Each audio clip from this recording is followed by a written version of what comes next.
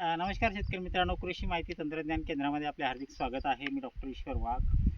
मी आलोय दादाकडे. दादाचं नाव आहे विश्वास केरबा काळे, विश्वास केरबा काळे. गावाचं नाव परिटवाडी, पोस्ट राशी, परिटवाडी, तालुका पोस्ट कर्जत, राशीन, तालुका कर्जत, कर्जत, जिल्हा अहमदनगर. अहिल्यानगर.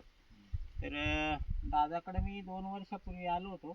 दादाला एक विहिरीचा पॉईंट दिला होता आणि तिकडं बोरचा पॉईंट दिला होता. तर काय बोरची परिस्थिती कशी आहे ते सांगा. म्हणजे कधी पॉईंट दिला आणि पाण्याची स्थिती काय आहे? 2 वर्षापूर्वी पॉईंट दिला होता. एका बोरचं पाणी 2 तास जात आहे आणि एका बोरचं पाणी आता निघत नाही सध्या. अच्छा, म्हणजे 2 बोर केले तुम्ही? हो, 2 बोर. तर दादाला आपण 2 बोर दिले होते. तर दादाचे एका बोरचं पाणी निघत नाही आत्तापर्यंत आणि एक बोर जो आहे तर तो 2 तास चालतो. आणि विहीर दिली आहे. तर विहीर किती बाय किती केली आणि काय स्थिती आहे? विहीर 30x50 केलेली आहे. विहिरीला लागताना 35 फुटावर पाणी लागलं होतं.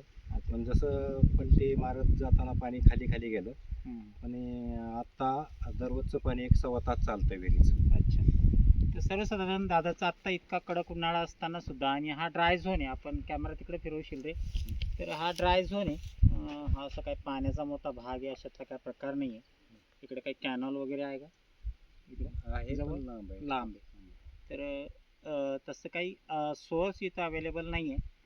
निश्चितपणानं महाराष्ट्रातील सगळ्या शेतकऱ्यांना माझी विनंती आहे की जेव्हा केव्हा तुम्ही विहीर बोर पॉईंट करत असाल तर थोडासा खर्च होईल, पण आपण मशीननं, डिटेक्टरनं, पितळी रॉडनं, स्कॅनरनं, या नारळ असेल ज्या काय पद्धती असतील त्या सगळ्या पाणी पाहण्याच्या पद्धतीनं आपण पॉईंट काढूनच आपण निश्चितपणानं आपला खर्च वाचवला पाहिजे किंवा योग्य ते पॉईंट घेतला पाहिजे. धन्यवाद.